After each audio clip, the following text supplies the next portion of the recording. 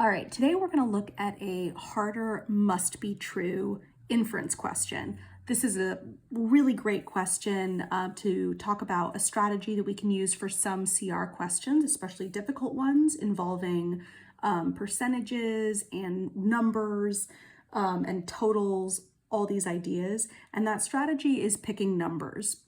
So to start, I had to redact just certain portions for copyright. So go ahead, if you want to look at the unredacted question passage rather, go ahead and click the link to GMATClub in the description box and come back when you're ready.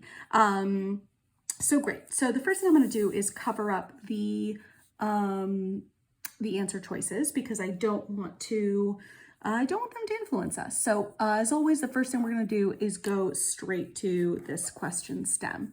So which of the following must also be true about US residents who took trips for pleasure in 1997? So the phrase here, must also be true, tells us we are looking at a CR, must be true.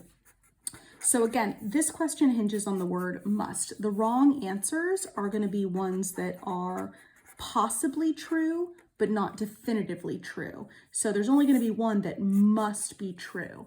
It can't be an opinion. It can't be a possibility. So could, something that could be true, or something that is just a possibility. We don't want that. Great. So it must be true about the residents who took trips for pleasure. So we need to know more about who those people are that took trips for pleasure. Great, now let's go to the first sentence and start to break down the argument. Transportation expenses accounted for a large portion of the total spent on trips for pleasure in 1997. So I'm actually going to stop there because there's a comma and that's kind of a big piece to absorb. So we've got transportation expenses, right? And they're saying that accounted for a large portion of the total spent on trips for pleasure. So we could almost think of it like a pie chart, right? Here's the pie chart and it represents, the money spent on, trips for pleasure. That's where my little happy face is. He's very excited. He's going on a fun vacation. So here's our pie, right? It represents 100% of the money spent. And they're saying that transportation expenses was a large portion. So they say large, right? So if we were going to pick a number here, probably want to maybe pick something more than 50% just to give it a nice big chunk. So I'm going to make up a number. I'm going to say, a little more than, let's go 60%, right? So let's say 60% of this total was transportation expenses. Great. Let's keep going. And about half of the total spent on transportation was for airfare. Okay, so here's where it gets tricky. It's half of the total on transportation was airfare. So it's not half of the total money spent, it's half of this is airfare. So if the total transportation was 60% of the total spent, then about half of that would be 30% of that. Half would be airfare. Great. So 30% of that would be airfare, and then obviously 30% would be non-airfare. I don't know what we want to call non-airfare. Let's say boats. So you got half went by plane, half went by boat on their vacation. However, and again, right, when you're thinking of CR strategy, notice how much breakdown we're having to do. We're really looking at every single word, although obviously I redacted certain words, so maybe not every word. But when you have a CR that is quite tricky like this, you've really got to go through slowly and make sure you really understand it. I think rushing through something like this would be just so much harder to try to understand and break it down. All right, however, the large majority of residents who took trips for pleasure in 1997 did not travel by airplane, but used other means of transportation. Okay, so this other means of transportation, we're calling that boats. So we're just to make it simple, I'm gonna say there were only two possible ways of transportation, planes and boats. So you either went airfare or boats. Okay, so the large majority of residents who took trips for pleasure. Okay, so let's just pick some numbers to make it super simple. So I'm going to say, let's say there's 100 residents. 100 is always a nice number to pick. We know that from quant. So percentage problems in particular. So let's say there's 100 residents, and let's say like 80 of them took trips for pleasure, right? 80 took these trips. So they're saying the large majority of the residents who took trips for pleasure. So a large majority of 80, I'm going to say is 60. I don't know why 60 is the number of the day for me. So they're saying the large majority of those who took trips for pleasure did not travel by airplane. So I'm going to say 60 then took boats. So if that means that 60 took boats, then, 80 minus 60, 20 took airplanes. So that's the breakdown. Oops, breaking it down. Hopefully that's clear. And again, do you have to use these numbers? No, but this is just, there's a lot of complicated ideas here. So sometimes using real world numbers is just a little more clear. All right, so these are the facts. So again, going back to the question stem, which of the following must be true about US residents who took trips for pleasure? Okay, so here's the residents. 80 of them took trips for pleasure, and the breakdown was 60 took boats, 20 took airplanes. The only thing we can really infer so far is that obviously like a majority of them took boats, not airplanes. So, more people, took non-planes, basically. That would be my prediction for the main thing that we can infer. Great. Okay, so we've really spent as much time as we possibly can on this, so I think we're armed enough to deal with some answer choices. All right, let's take a look. And again, the correct answer will be something that has to be true, right? Things that just could be true or possibilities, we're going to eliminate. This is a very strict inference. Okay.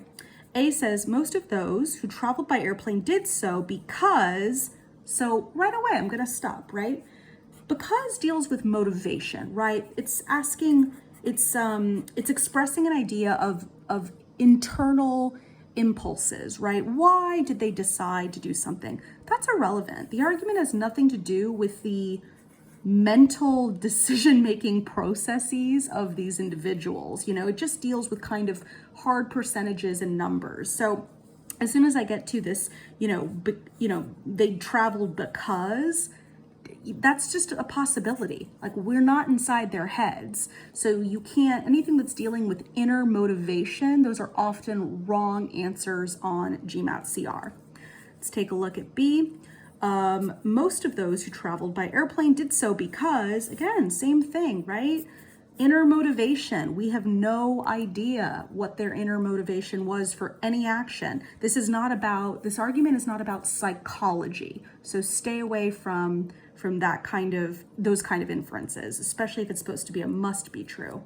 Unless the argument is all about, Carl Jung and Freud and all of that, unless it's actually about inner motivation, in which case maybe an answer like that could be correct.